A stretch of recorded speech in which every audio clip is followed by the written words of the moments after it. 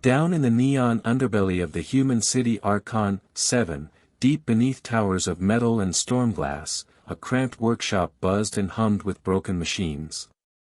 Sparks flickered across piles of alien components.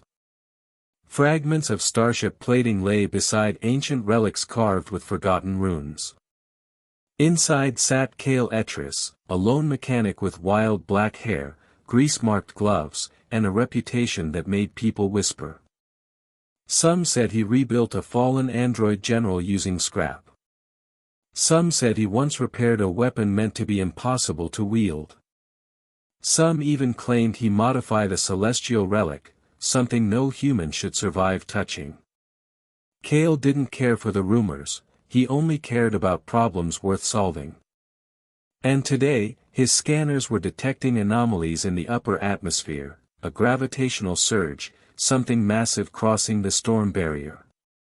Then came the roar. A roar that shook the entire district. His workshop lights flickered. Tools rattled. Dust fell from the ceiling. Cale froze. "That's not normal," he muttered. Then his door exploded inward. A gust of heated wind rushed in as a shape, vast, glowing, and ancient, blocked the entrance. Zerathia's massive head lowered, her molten eyes locking onto him. The force of her presence nearly brought him to his knees. But Cale didn't flinch. He simply pushed his goggles up and said, "You look like hell." The Dragon Queen growled, smoke swirling from her teeth. "Human. You will repair my scales." Cale blinked.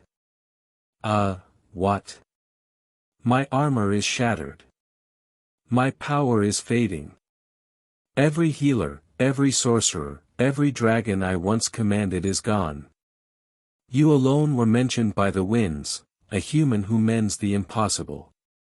He swallowed hard. You heard about me, from the winds? Do not question the winds. He shrugged. Fair enough. But as he stepped closer, examining the broken scales, his expression shifted from confusion to fascination. Your armor, it's alive. Semi-organic. Titanium-infused chitin with heat-responsive crystalline layering. This isn't just biology or magic, it's both. Her tail lashed behind her. Fix it. Cale sighed. This is going to take more than glue. The repair process took place in a cavernous old reactor hall, one of the few structures strong enough to hold a dragon. Zerathia coiled on the floor, wounded side exposed, while Cale set up arrays of tools, scanners, and holographic interfaces around her. The room glowed with a shifting dance of red firelight and blue circuitry. Hold still, Cale said as he examined the cracked scales. These fractures run deep. Your flame core is leaking energy. I can endure. Zerathia lifted her head proudly. I was born of eruptions. Pain is familiar. Yeah, well, I don't need you exploding on the table, so maybe don't be too tough. The dragon hissed at him, but Cale was already working. He ran a plasma caliper over the wound. Zerathia winced but didn't move. Your scales, they're not just armor, he said softly. They store your memories. Zerathia's eyes widened slightly, surprised he noticed. Each plate holds centuries of my life, she said. Battles, victories, losses. Without them, I am diminished. Cale paused, then nodded with unexpected respect. Then we're not just repairing armor. We're restoring you. The work began. He fused fractured plates using molten metal mixed with dragon blood. He reconnected the energy channels that fed fire into her wings. He etched runes he did not understand, guided by her instructions and intuition. He reinforced her largest cracked scale with an alloy he invented on the spot. He regenerated the softer membrane beneath using biosynthetic nanofibers adapted to withstand heat. Hours passed, then days. During the long nights, Kale asked her questions, about the ancient dragon cities, about the stars they once ruled, about why the breach mattered so much. And slowly, Zerathia spoke. She told him of the first dragons carved from primordial flame.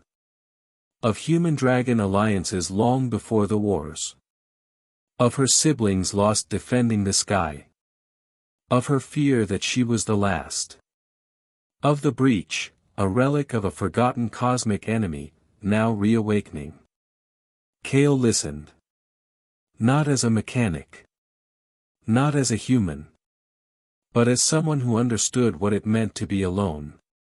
In return, Zerathia began to see him differently, not fragile prey, but a spark of brilliance surviving in the ashes of a broken world. By the seventh night, her scales, once dim, glowed again like rivers of living gold. Kale stepped back, exhausted, sweat-drenched, and trembling. "It's done," he whispered. Zerathia rose to her full height, wings unfolding with a deafening crack of heat and power. Her aura surged, shaking the cavern. Her fire heart roared to life. And then, her eyes narrowed. The fortress gates burst open as Zerathia strode into the storm-lit sky. Lightning danced along her wings. Her healed scales blazed like solar armor. Dragons were creatures of pride. Of dominance. Of fire. And Kale, just one human, had restored what entire armies could not. Zerathia let out a thunderous roar that shook the world. "Who repaired my scales?"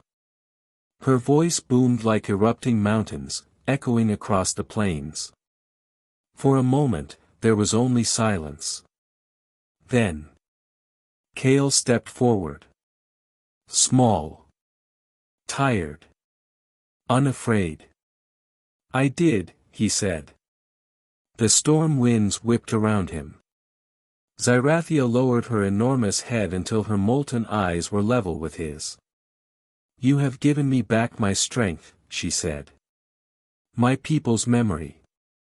My purpose." Kale shrugged, smirking faintly. "Just doing my job." "No," she corrected. "You have done more. You restored a queen." She bowed her head, a gesture no dragon had made to a human in centuries. Then, with a single beat of her wings, she soared into the heavens, streaking toward the cosmic breach. Her restored power ignited the sky in a blaze of golden fire. Kale watched her ascend, unsure if he'd ever see her again. But he knew one thing. He had saved a world today. Not with weapons. Not with magic. But with his hands. With his craft. With the courage to fix what others feared to touch. And somewhere high above, as she flew into the cosmic rift, Zerathia whispered to the winds.